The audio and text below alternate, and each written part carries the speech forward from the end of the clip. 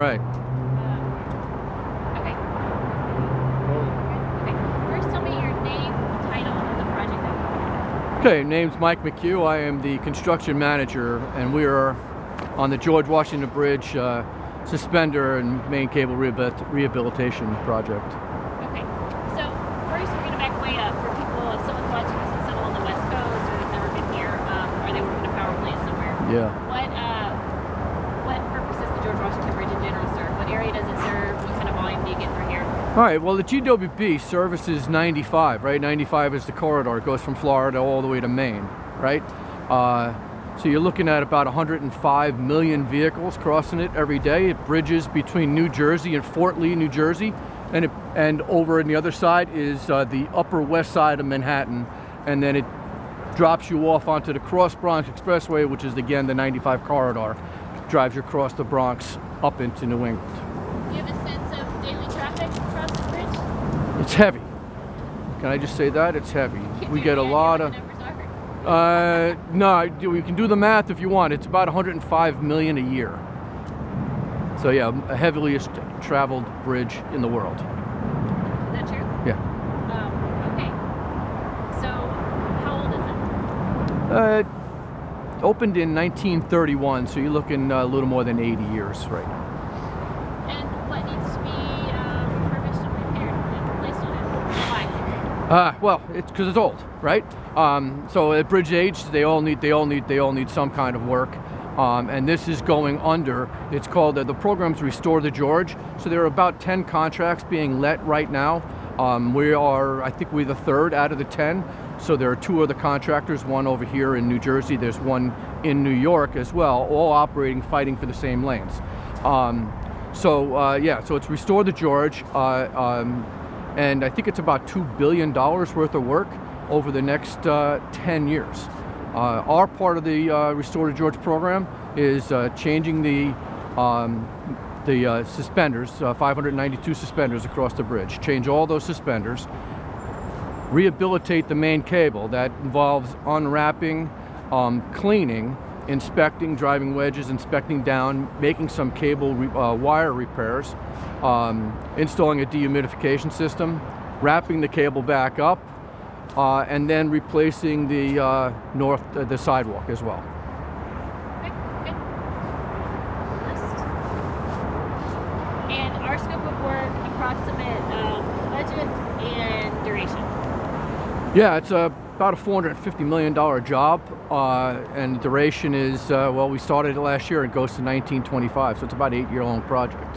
1925? 2025, I'm sorry. We can edit that out, right? Do it one more time for me. All right, so the project just started last year. It runs to 2025.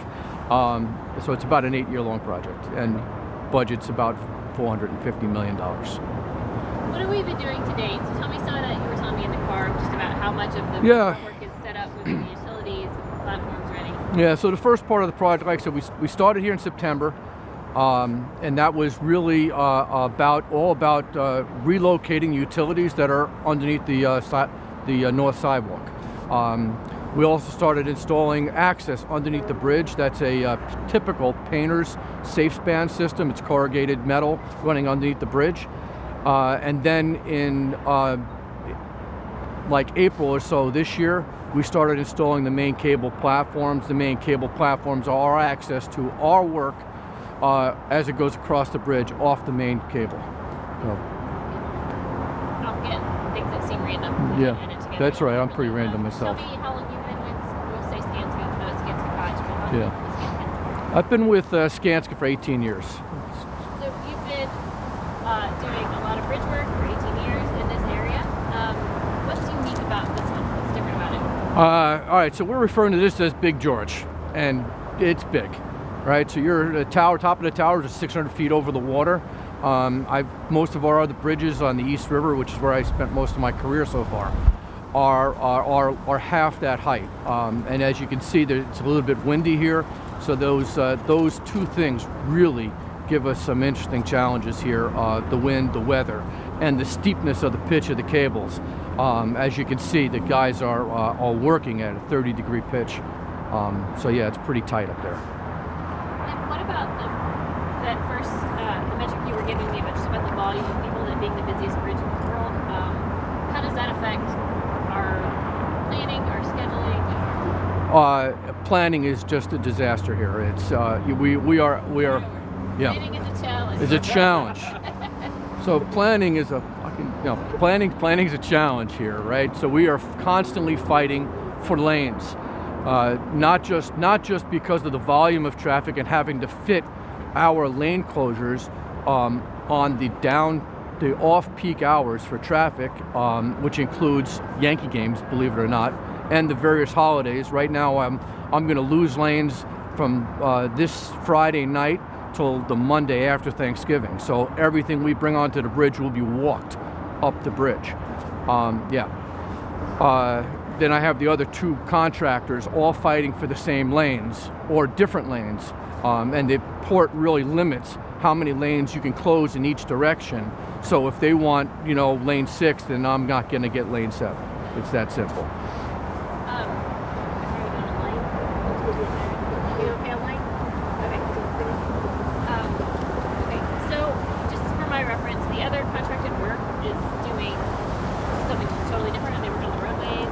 It's all for the Port Authority. So on the other side is a Port Authority bus terminal, and there's a contractor working over there on the entrance and exit ramps, which are all elevated for that terminal. On this side, we have the Palisades Interstate Parkway that comes down, loops over, and enters onto the bridge. Well, those flyovers are all being replaced by another contractor. Got it. All right. Let's get my list.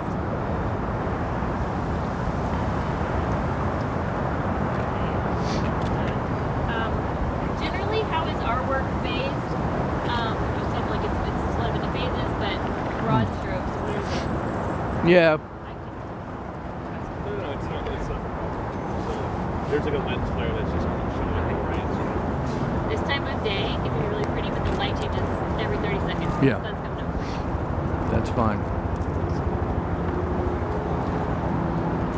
Yeah, you guys can read it to me. I don't mind. It's just one size.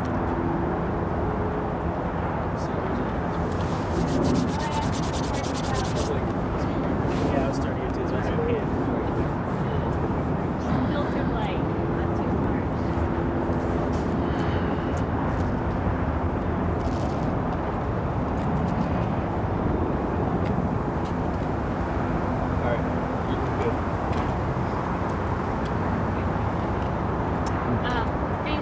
Phases of work. Very broadly speaking, the job is phased in halves.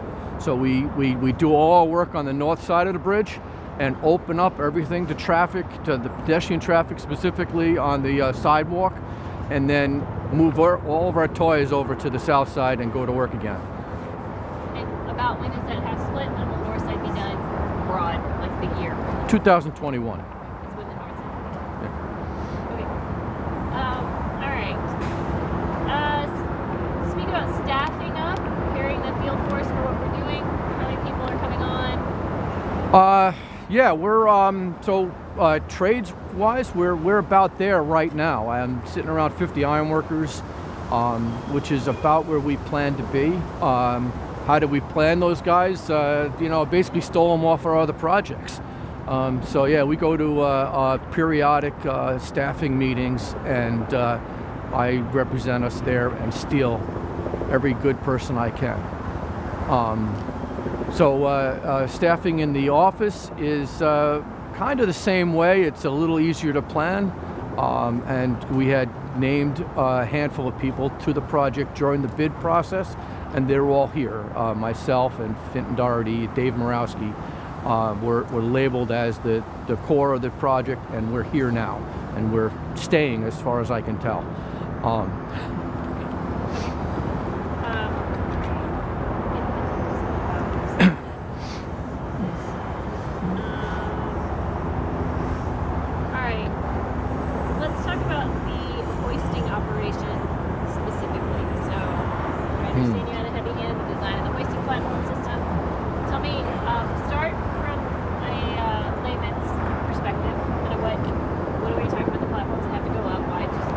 Yeah. We never people to work, and then talk to me like you tell someone in your family about what you have to do to get them up there. Yeah, all right, so for hoisting, right, our first part of the project here was access, right? So that's hoisting the platforms. You can see the platforms behind us on the bridge. They're 40,000 pounds apiece. So when you do the math, over the course of the bridge, we're adding about 2.5 million pounds to the bridge, all hanging off the main cables. So the hoisting the hoist that we bought here and designed had to service everything. Had to service the platforms, have to service all of the suspenders, raise and lower material. They're even going to wind up raising coffee orders up to the top of the bridge. So I have 2 hoists located on platforms in both towers. You can see it on by the roadway there. So out of those 2 hoists are 1,500 feet of load line. They come out and they hit as many as 10 directional shifts. So it's much like something that a kid would design in 2nd grade with an erector set, where you just start putting pulleys everywhere, and you just put these pulleys and you hit directional shifts, drop it off the 20 feet off the tower, down sideways across to the base of the sidewalk, run it across the sidewalk, hit another directional shift, goes up to the cable, hits one up there, comes back down, goes through 2 shifts on the platform, and then goes back up to the opposite cable. And now, so 2 hoists, 2 lines, do that for each platform, so we can pull up 40,000 pounds. How many platforms in total on the north side? So there are, well, I'm going to call it 74. There are various types. Some are hanging, some are not, but there are about 74 total. Do it again and say there are over 70 platforms. No, over 70 platforms. Yeah. Okay, good. What are the logistics challenges or just complexity of when you can do the hoisting? So the platforms are all delivered at night. That's putting a 40-ton crane on the bridge, which is always an interesting feat. 2-lane closures, and then platforms are delivered, and then because of fences and whatnot in the way, these platforms are delivered on 8-foot tie stands. So that in itself is just a challenge. So they get delivered in. They're coming to get us.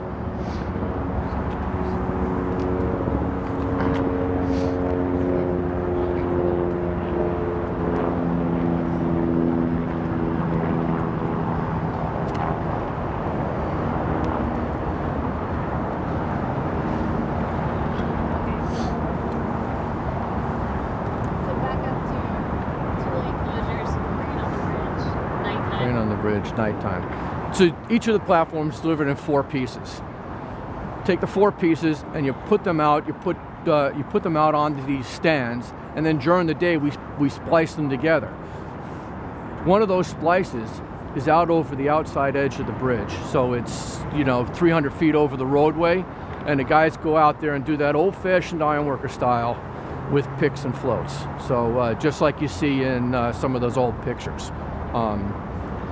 So then during the day, we close 1 lane and attach 1 hoist to one end of the platform and 1 hoist to the other end of the platform, send them up in the pitch of the bridge. Then they're met at the top of the, on the cable with the team of iron workers, and they got to climb down the 7 feet from the top of the cable onto those platforms pitched at 30 degrees, like a steep roof. Make all the connections. Are they essentially hanging from the cables? Yeah, they get the platforms get strapped or hung with steel chokers softened around the cable bands, which support the suspenders on the bridge. We did that. Biggest challenge? Talk about some challenges. What's unique about it overall across all of those? Favorite disaster? I can't talk about my favorite disaster. The biggest challenge is the height and the steepness of the work. So when I got here last year, one of the first things I did was climb the cable on the side span, which is just right here next to us. And I've been climbing bridges my whole life. I've been at height for 30 years. And that's the first time that things got a little tight for me. I walked up that thing and I turned, walking up was easy. I turned around and looked down, and the steepness really caught me. Okay, next, we talked about upcoming milestones. Generally, what's the next big one for you? I guess finishing the platforms and starting, right? Yeah. So yeah, I'm probably a month or a month and a half away for installing the platforms. But in the meanwhile, we have 3 suspender crews now working. We only just started suspenders, so out of 592, we've changed 8 so far. So I have a little bit of work in front of me. For the next couple of years, we'll just work on suspenders. Sometime next summer, we'll start wrapping and inspecting the main cable. Okay, good. Anything else you want to tell me? Nope, Okay, I'm done. good. Thank you, Cool. sir.